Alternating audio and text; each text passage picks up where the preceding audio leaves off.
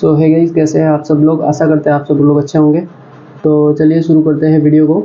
तो अपने जो पढ़ रहे थे राजस्थान की हस्तकला, जिसमें अपन ने एक टॉपिक कंप्लीट करने के बाद अपन आते हैं अभी नेक्स्ट टॉपिक की ओर, जिसका नाम है पोएट्री। तो ठीक है, आज अपन पढ़ने वाले राजस्थान की पोएट्री। ठीक है, तो आप हैंड रिटन नोट्स है वो साथ साथ में बना सकते हैं स्क्रीनशॉट लेके, या फिर साथ साथ में क्लास के साथ आप इसको लिख सकते हैं। ठीक है, तो सीधे वीडियो को शुरू करते हैं। और अगर आप इस चैनल पर नए हो तो चैनल को सब्सक्राइब कीजिए एंड आगे बढ़ते हैं अपन वीडियो के साथ। ठीक है, तो किसी चीनी मिट्टी की वस्तुओं पर कलाकारी पोएट्री कहलाती है। ठीक है, आपके घर पे जैसे अचार रखने की चीज़ें होती हैं, ठीक है, तो वो चीनी मिट्टी की बनी होती है, तो वो पोएट्री कहलाती है। ठीक है, तो ये पोएट्री का उदाहरण है। ठीक है, मूल स्थान ईरान है इसका, और पर्सिया या फारस। ठीक है, ईरान का पर्सिया या फारस है। ठीक है, मुगल बादशाह अकबर के समय यह काल लाहौर आया तथा लाहौर से जयपुर जाने का श्रेय मानसिंह प्रथम को। तो जयपुर में लाने का, अपने राजस्थान में लाने का श्रेय कौन है? मानसिंह। जबकि सर्वप्रथम ये कहाँ का था? ये मूल ये ईरान का था। ठीक है, मुगल बादशाह अकबर के समय यह कला लाहौर आई। ठीक है, लाहौर से फिर मानसिंह ने इनको जयपुर में लाया। ठीक है, तो इसका मेन जो मूल स्थान है वो ईरान या पर्शिया है। ठीक है, फिर आगे आते हैं। इस कला का विकास राम सिंह सेकेंड के समय हुआ। लाने वाले मानसिंह सेकेंड और विकास करता राम सिंह द्वितीय। मानसिंह और राम सिंह, ठीक है, इन्होंने कालूमन और चूड़ामन के पोएट्री सीखने दिल्ली भेजा। किन दो लोगों को? कालूमन और चूड़ामन, इनको पोएट्री सीखने के लिए दिल्ली भेजा। ठीक है, इसके बाद पोएट्री के प्रकार, तो ब्लू पोएट्री कहाँ की है? सांगानेर जयपुर की प्रसिद्ध। ब्लू पोएट्री कहाँ की प्रसिद्ध है? सांगानेर जयपुर की। ठीक है, चीनी मिट्टी की वस्तुओं पर नीले रंग की चित्रकारी, चीनी मिट्टी के वस्तुओं पर नीले रंग की चित्रकारी ब्लू पोएट्री। इस पर अगर नीला रंग है ब्लू, ठीक है, तो ये कौन सी है? ब्लू पोएट्री है। ठीक है, आपके लिए हैंड रिटन नोट्स को इजी बनाने के लिए अपन ने पूरे नोट्स है, जो अपने सारे नोट्स है क्लास के, इस पर वीडियो में दिखा रहे हैं, आप उसको पूरा का पूरा राइट डाउन कर सकते हैं। ठीक है, प्रसिद्ध कलाकार कृपाल सिंह शेखावत ब्लू पोएट्री का जादूगर कहलाता है, कृपाल सिंह शेखावत। ठीक है, पेज को ऊपर सरका देते हैं ताकि आपको आराम से दिख पाए। ठीक है, 1974 में पद्मश्री मिला था इनको। 2000 में भारत सरकार द्वारा शिल्प गुरु सम्मान। फिर Gopal Saini, Nathibai.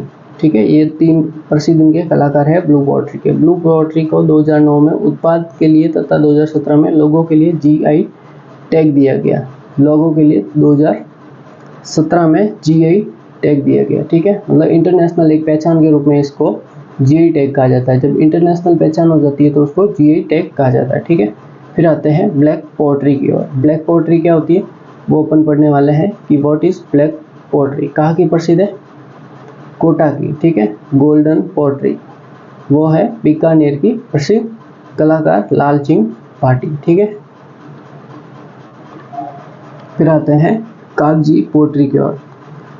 Double cut poetry, ठीक है, अलवर जयपुर, ये यहाँ की प्रसिद्ध है, अलवर जयपुर की। ठीक है, कागज समान पतली मिट्टी की परतदार, ठीक है, कागज की बनी होती है मिट्टी की वस्तुएं कागजी टेराकोटा कहलाती है। टेराकोटा अपन ने हड़प्पा सभ्यता में पढ़ा हुआ है, टेराकोटा। ठीक है, इस पर चित्रकारी कागजी पोएट्री या डबल पोएट्री कहलाती है। ठीक है, ये राज्य की सबसे कलात्मक सजावटी पोएट्री है।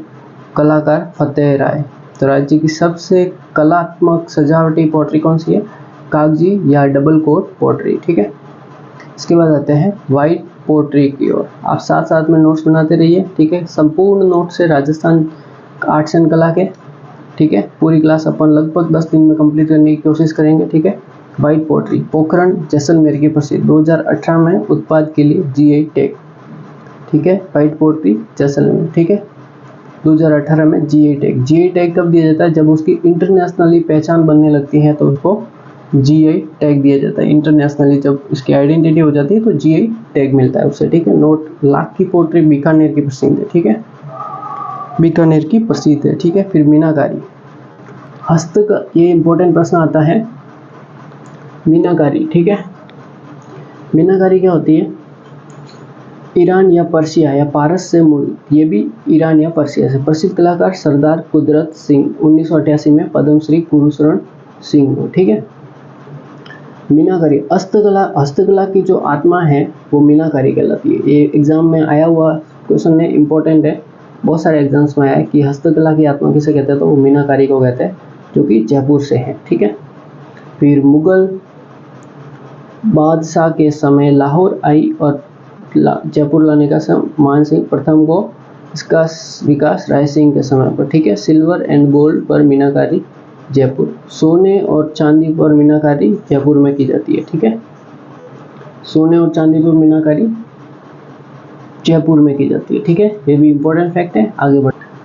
फिर आते हैं चांदी पर मीनाकारी, तो वो है श्रीनाथ द्वारा की, ठीक है, श्रीनाथ द्वारा की, ठीक है। सोने की मीनाकारी प्रतापगढ़, सोने और चांदी की तो वो है जयपुर, ठीक है। तांबे पर मीनाकारी भीलवाड़ा, पीतल पर मीनाकारी जयपुर अलवर की, ठीक है। फिर संगमरमर पर किशोरी गांव अलवर पे, ठीक है।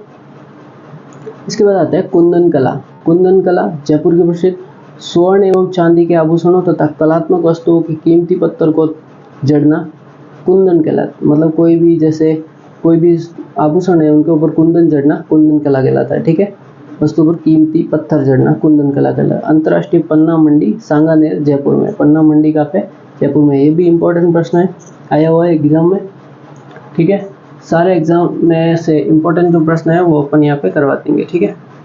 फिर आते हैं नेक्स्ट, कोपगिरी। कोपगिरी अलवर जयपुर के प्रसिद्ध, ठोस वस्तुओं पर महीन सोने के तार की चढ़ाई, ठीक है, ये होती है कोपगिरी अलवर और जयपुर के प्रसिद्ध। फिर पाव रजाई, ये पाव रजाई मतलब 250 ग्राम की रुई की बनी होती है। ये आप देख सकते हैं कि पाव रजाई मतलब एक 250 ग्राम की, जैसे 250 ग्राम की क्या चीज़ हो सकती है कि पाव रजाई मतलब रजाई कितनी बड़ी होती है, ठीक है। एक रजाई की, इसको इसलिए इसमें जोड़ा गया क्योंकि एक पाव किलो की चीज़ बहुत छोटी होती है। एक मान लो कि 2 या 3 टमाटर मान लेते हैं, ठीक है। 2 केले जो होते हैं, 2 किलो के बराबर वजन की एक जो रजाई रुई की बनी हुई है, ठीक है, 250 ग्राम की रुई की बनी, इसलिए पाव रजाई ये भी अपने हस्तकला के अंदर आती है, ठीक है, इंपॉर्टेंट है। फिर एक और इम्पोर्टेंट टॉपिक की ओर, मथेरना कला, ठीक है। मथेरना कला क्या होती है, मथेरना कला बीकानेर की प्रसिद्ध, बीकानेर में जैन धर्म की धार्मिक स्थानों पर दीवार पर चित्र मथेरना कहलाते हैं। मतलब जैन धर्म की धार्मिक स्थानों पर जो है, स्थानों पर दीवार पर जो चित्र है वो मथेरना धार्मिक जैन धर्म के धार्मिक स्थलों में, ठीक है। मथेरना जाति के लोगों द्वारा प्रसिद्ध कलाकार मुन्ना लाल और मुकुल, ये इंपॉर्टेंट है, बीकानेर की प्रसिद्ध है मथेरना कला, ठीक है। उस्ता कला, इसके बाद आते हैं उस्ता कला। उस्ता कला नाम से पता चल रहा है ऊँटों के ऊपर कुछ होगी, मूल स्थान ईरान, पर्सिया और फारस, ठीक है, बीकानेर की प्रसिद्ध है।